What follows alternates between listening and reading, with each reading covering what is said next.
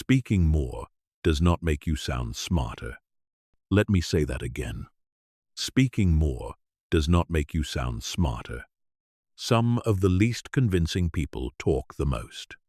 They explain every detail. They repeat themselves. They rush to fill every silence. They use complicated words to prove that they understand the subject. But the harder they try to sound intelligent, the less powerful they become. Because smart communication is not about showing people how much you know. It is about making people understand what matters. It is about choosing the right words at the right time, in the right tone. It is about speaking clearly when emotions are high. It is about knowing when to explain, when to ask, when to pause, and when to say nothing at all. Every day, your words are shaping how people see you. In meetings, in relationships, in negotiations, during disagreements, when you introduce yourself, when you ask for something, when you defend an idea, when you respond under pressure, people are constantly deciding whether you are confident, intelligent, trustworthy, emotional, confused, insecure, or difficult to work with. And they often make that decision before you finish speaking.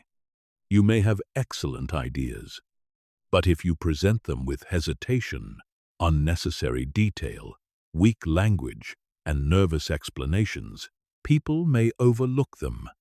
You may be completely correct, but if your tone makes the other person feel attacked, they will resist the message.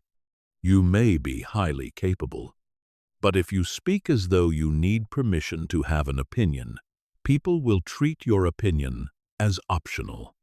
This is the hidden power of communication. Your words do more than deliver information. They create an emotional experience. They tell people how seriously to take you. They tell people whether you trust yourself. They tell people whether you understand the situation or are being controlled by it. Powerful communicators understand something most people never learn. The goal is not to win every conversation. The goal is to create the right outcome. Sometimes the right outcome is agreement. Sometimes it is clarity. Sometimes it is respect. Sometimes it is learning something you did not know. Sometimes it is ending a conversation that is going nowhere. And sometimes the smartest thing you can say is nothing. This is not about becoming manipulative. It is not about using tricks to control people. It is not about pretending to be more intelligent than you are. This is about learning to communicate with precision, to organize your thinking, to manage your emotions, to understand what the other person actually needs to hear, and to make your words serve your goals instead of sabotaging them. The first principle of powerful communication is simple. Slow down. Most people speak too quickly when they feel pressure. They rush because they are afraid of losing attention. They rush because they want to prove themselves. They rush because silence feels like weakness. But speed often communicates anxiety. When you speak too quickly, your thoughts begin chasing your mouth. You lose structure. You add unnecessary details. You use filler words. You make strong ideas sound uncertain.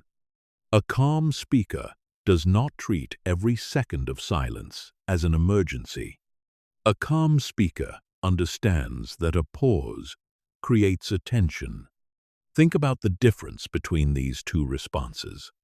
The first person says, I am not completely sure, but I was thinking that maybe we could possibly change the strategy because the current one does not really seem to be working as well as we expected.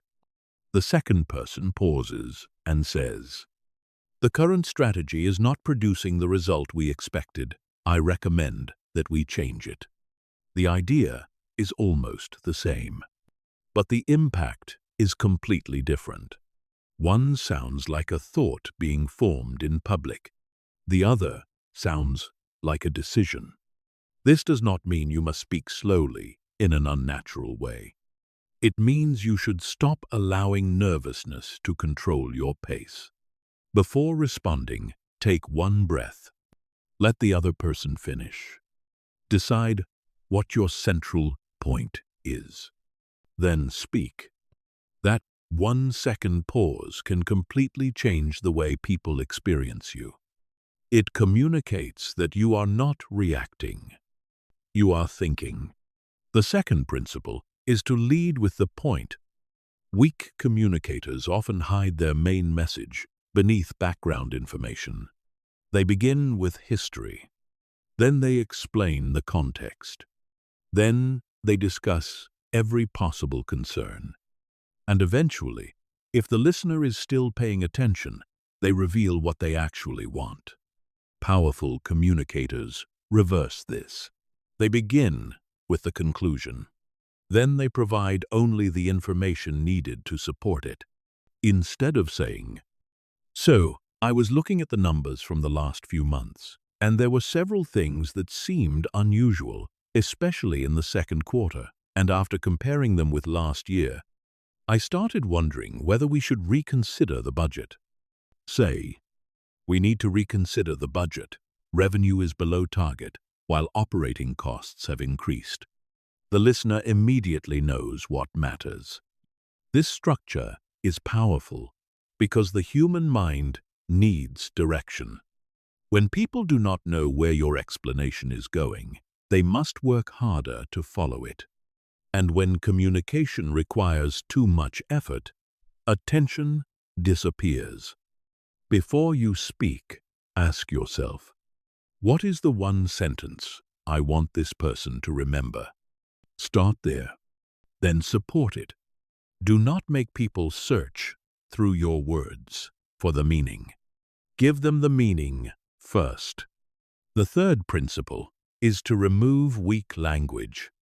Many people weaken their communication without realizing it. They say, "I just wanted to ask. I am probably wrong, but this might be a stupid idea. I do not know if this makes sense. Maybe we could possibly consider." These phrases are often used to appear polite, but they also teach the listener to doubt what comes next. You are announcing that your own words may not deserve attention. You do not need to become aggressive. You simply need to stop apologizing for speaking. Instead of saying, "I just wanted to ask if maybe you had time to look at the proposal," say, "Have you had time to review the proposal?" Instead of, "This may be a bad idea, but perhaps we could delay the launch," say, "I recommend delaying the launch." Instead of, "Sorry, can I say something?" say, "I would like to add one point. Clear language is not rude. Unnecessary weakness is not politeness. Real politeness comes from respect, tone, and awareness. You can be direct without being cold. You can be confident without dominating. You can disagree without humiliating anyone. The fourth principle is to make your language concrete. Vague language creates vague thinking. People often say, "We need to improve communication. We need better results. We should work more efficiently. We need everyone to try harder." These statements sound important, but they do not tell anyone what to do. Smart communicators replace general words with observable actions. Instead of saying, "We need better communication," say, "From now on, project updates will be shared every Monday, and any delay longer than 2 days must be reported immediately." Instead of, "You never listen to me," say, "When I was explaining the problem, You looked at your phone and changed the subject before I finished. One statement creates defensiveness. The other describes behavior. Concrete communication is powerful because it gives people something they can understand, evaluate, and change. This matters especially during conflict. When emotions rise, people begin using words like always, never, everything, and nothing. You always ignore me. You never support me. Everything is my responsibility. You do nothing. These statements may express pain, but they usually produce resistance. The other person stops listening to the emotion and begins looking for exceptions. I listened yesterday. I helped last week. That is not always true. Now the conversation has moved away from the real issue. A smarter approach is to identify the specific moment, the specific behavior, and the specific need. When plans change without anyone telling me, I feel excluded. I need us to communicate earlier. This gives the conversation somewhere to go. The fifth principle is to understand that tone arrives before meaning. You may choose the perfect words and still fail because of how you deliver them. A sentence can sound curious or accusing, confident or defensive, calm or threatening. The words, "What happened?" can mean, "I want to understand," or "You have disappointed me again." People react not only to language, but to the emotional signal beneath it. Before an important conversation, ask yourself, what emotional state am I bringing into the room? If you enter with anger, the other person may prepare to defend themselves before you make your point. If you enter with fear, you may surrender your position too quickly. If you enter desperate to be liked, you may say what is safe instead of what is true.